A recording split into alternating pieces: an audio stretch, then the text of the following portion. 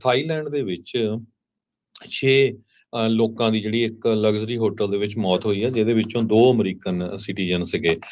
ਹੁਣ ਇਹ ਖਬਰ ਆ ਰਹੀ ਆ CNN ਦੇ ਮੁਤਾਬਕ ਭਈ ਜੋ ਲੋਕਾਂ ਦੀ ਮੌਤ ਹੋਈ ਆ, ਲੱਗਦਾ ਆ ਭਈ ਉਹਨਾਂ ਨੇ ਚਾਹ ਤੇ ਕੌਫੀ ਜਿਹੜੀ ਪੀਤੀ ਸੀ ਤੇ ਉਸ ਚਾਹ ਕੌਫੀ ਦੇ ਜਿਹੜੇ ਕੱਪ ਸੀ, ਉਹਨਾਂ ਦੇ ਵਿੱਚ ਸਾਇਆਨਾਈਡ ਦੀ ਜਿਹੜੀ ਲੇਸ ਆ ਉਹ ਪਾਈ ਗਈ ਹੈਗੀ ਆ। ਕਹਿੰਦੇ ਵੀ ਇਹ ਪਤਾ ਚੱਲ ਰਿਹਾ ਵੀ ਉਹਨਾਂ ਨੇ ਇਨਵੈਸਟਮੈਂਟ ਕੀਤੀ ਸੀ ਕੋਈ ਬਿਜ਼ਨਸ ਦੀਆਂ, ਉਹਦੇ ਵਿੱਚ ਜਿਹੜਾ ਇਹ ਘਾਟਾ ਪਿਆ ਸੀਗਾ। 3 ਬੰਦੇ ਤੇ 3 ਔਰਤਾਂ ਕਹਿੰਦੇ ਵੀ ਉਹਨਾਂ ਦੇ ਫੂਡ ਵੀ ਉਦਾਂ ਹੀ ਪਲਾਸਟਿਕ ਦੇ ਵਿੱਚ ਰੈਪ ਕੀਤਾ ਹੋਇਆ ਤੇ ਯੂਜ਼ਡ ਕੱਪ ਸਾਰੇ ਉੱਥੇ ਪਏ ਸੀ। ਉੱਥੇ ਵਾਈਟ ਜਿਹੜਾ ਪਾਊਡਰ ਆ ਉਹ ਵੀ ਪਿਆ ਸੀਗਾ। ਮਰਨ ਵਾਲਿਆਂ ਵਿੱਚ 2 ਵੀਤਨਾਮੀਜ਼ ਅਮਰੀਕਨ, 4 ਵੀਤਨਾਮੀਜ਼ ਨੈਸ਼ਨਲ ਸੀਗੇ। ਮੈਰਿਡ ਕਪਲ ਜਿਨ੍ਹਾਂ ਦੀ ਏਜ 37 ਸਾਲ ਤੋਂ ਲੈ ਕੇ 56 ਸਾਲ ਤੱਕ ਸੀਗੀ। Chief of police forensic officer ਜੋ ਫੇਵ ਫਾਨ ਹੈਗੇ ਉੱਥੇ ਦੇ, ਉਹਨਾਂ ਨੇ ਦੱਸਿਆ ਵੀ ਸਾਇਆਨਾਈਡ ਉਹਨਾਂ ਕੱਪਾਂ ਦੇ ਵਿੱਚੋਂ ਤੇ ਮਗਜ਼ ਦੇ ਵਿੱਚੋਂ ਮਿਲਿਆ ਹੈਗਾ ਹੋਟਲ ਰੂਮ ਦੇ ਵਿੱਚੋਂ। ਤੇ ਇਹ ਉਹਨਾਂ ਨੇ ਜਿਹੜੇ ਬਲੱਡ ਸੈਂਪਲ ਆ ਜਿਹੜੇ ਮਰੇ ਹੋਏ ਆ ਉਹਨਾਂ ਤੋਂ ਵੀ ਇਕੱਠੇ ਕੀਤੇ ਆ, ਉਹਨਾਂ ਤੋਂ ਜਿਹੜਾ ਸਾਰਾ ਪਤਾ ਚੱਲ ਸਕਿਆ ਹੈਗਾ। ਹਜੇ ਜਿਹੜੀ ਡਿਟੇਲਸ ਆ ਇਹਦੇ ਬਾਰੇ ਉਹ ਆਣੀ ਹੈਗੀ। ਬਿਲਕੁਲ, ਕੱਲ ਕਹਿ ਰਹੇ ਸੀ ਵੀ 7ਵਾਂ ਬੰਦਾ ਫਰਾਰ ਆ। ਹੋ ਸਕਦਾ ਵੀ ਉਹਨੇ ਮਦਦ ਕੀਤੀ ਹੋਵੇ ਜਾਂ ਉਸੇ ਨੇ ਇਹ ਕਰ ਦਿੱਤਾ। ਸੋ ਇਹ ਜਿਹੜੀਆਂ ਤਸਵੀਰਾਂ ਇਸ ਟਾਈਮ ਸਾਹਮਣੇ, ਵੀ ਸਾਇਨਾਈਡ ਬਹੁਤ ਹੀ ਇੱਕ ਤੇਜ਼ ਕਿਲਰ ਹੁੰਦਾ ਆ।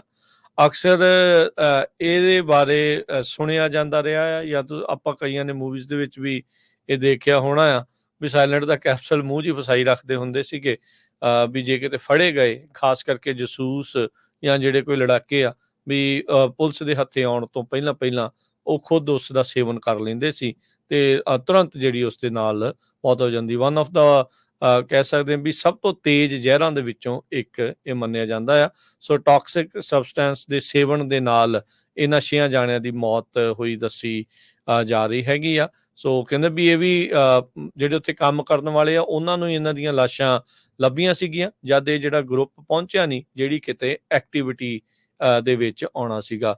$2,78,700 ਜਾਂ 10 ਮਿਲੀਅਨ ਬਾਅਦ ਜਿਹੜੇ ਆ ਉਸ ਦੀ ਇਨਵੈਸਟਮੈਂਟ ਦਾ ਇਹ ਪੂਰਾ ਰੌਲਾ ਇਵੈਂਚੁਅਲੀ ਜਿਹੜਾ ਉਹ ਬਣਿਆ ਆ। 4 ਜੁਲਾਈ ਨੂੰ ਇਹ ਥਾਈਲੈਂਡ ਦੇ ਵਿੱਚ ਐਂਟਰ ਹੋਏ ਸੀਗੇ ਤੇ ਵੱਖ-ਵੱਖ ਕਮਰਿਆਂ 'ਚ ਇਹਨਾਂ ਨੇ ਚੈੱਕ ਇਨ ਕੀਤਾ ਸੀਗਾ ਤੇ ਬਾਅਦ ਦੇ ਵਿੱਚ ਕਹਿੰਦੇ ਵੀ ਇਹਨਾਂ ਨੇ ਸਾਰਾ ਆਪਣਾ ਸਮਾਨ ਲਗੇਜ ਆ, ਰੂਮ ਉੱਥੇ ਦਾ 502 ਜਿਹੜਾ ਹਯਾਤ ਉੱਥੇ ਦਾ ਹੋਟਲ ਆ, ਉੱਥੇ ਉਹਨਾਂ ਨੇ ਕੀਤਾ ਸੀਗਾ।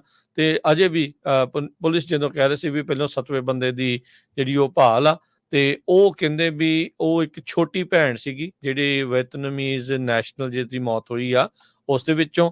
ਉਹ ਵੀ 4 ਤਰੀਕ ਨੂੰ ਹੀ, 4 ਜੁਲਾਈ ਨੂੰ ਹੀ ਡਨੈਂਗ ਕਰਕੇ ਜਿਹੜਾ ਇਲਾਕਾ ਆ ਉਹ ਉੱਥੇ ਨੂੰ ਜਿਹੜੀ ਆ ਉਹ ਕਹਿੰਦੇ ਰਿਟਰਨ ਕਰ ਗਈ ਸੀਗੀ ਵਿਤਨਾਮ ਨੂੰ। ਤੇ ਹੁਣ ਜਿਹੜਾ ਅੱਗੇ ਹੋਰ ਇਸ ਦੀ ਇਨਵੈਸਟੀਗੇਸ਼ਨ ਚੱਲ ਰਹੀ ਆ, ਕਿੱਥੋਂ ਮਿਲੀ ਆ, ਕਿਵੇਂ ਹੋਈ ਆ, ਪਰ ਉਹਨਾਂ ਨੇ ਕਿਹਾ ਵੀ ਬਹੁਤ ਮੰਦਭਾਗੀ ਜਿਹੜੀ ਓਵਰਆਲ ਘਟਨਾ ਇਹ ਵਾਪਰੀ ਆ। ਸੋ ਇਦਾਂ ਹੀ ਲੱਗ ਰਿਹਾ ਹਰਜੋਤ ਸਿੰਘ ਜੀ ਸੁਸਾਈਡ ਪੈਕਟ ਜਿਹੜਾ ਉਹ ਕਰਕੇ ਉਹਨਾਂ ਨੇ ਆਪਣੇ ਆਪ ਨੂੰ ਸਾਰਿਆਂ ਨੂੰ ਮਾਰ ਲਿਆ।